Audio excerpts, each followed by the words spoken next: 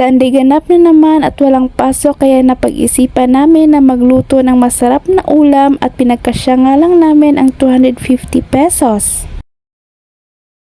Medyo maaga nga kaming nagising ngayon kaya eto hindi kami naabutan ng init dito sa may labas. Kagabi kasi wala pa atang 9 PM ay nakatulog na ako kasi nga medyo masama din ang aking pakiramdam. At pagkagising nga ay natagalan pa sa pag-iisip kung ano ba talaga ang uulamin namin at pinagkasya nga namin sa halagang 250 pesos at need din namin yung pagkasyahin hanggang hapunan o diva maraming kondisyones. At pagka-uwi nga namin ay minarinate ko na muna bago kami nagkape dito sa labas. At ayan, tinuturo ko nga sa Diyosawa kung saan banda masakit ang aking tiyan. Palipat-lipat ba naman ang pwesto from bottom to top? Charot. Awan ko ba nung nakaraang week wala talagang gana ang aking katawan. Hindi na nga ako nakapag mini vlog. 9 AM na nga ito pero medyo malamig pang hangin dito sa may labas kaya ang sarap nang magtambay-tambay dito. At ayan, medyo napahababa na naman ang aming kwentuhan kaya ito ay numpisahan na naming mag-ihaw. Ang Diyosawa nga ang nagbabantay doon sa labas at ito ay numpisahan ko na nga din ang pagluluto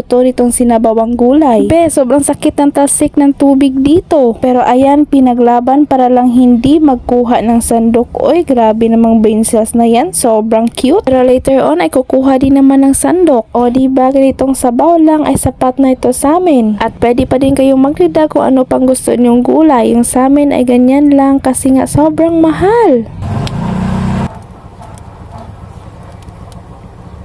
Sobrang dali lang naman lutuin ang sinabawang gulay at eto pagkalabas ko ay malapit na din siyang matapos dito. Ay naku, ubos na to ngayon pero habang nag-edit ako at nagvo-voice over sobrang natakam na naman ako dito. Akala ko konti lang kapag naluto na pero eto napadami ata yung 150 namin.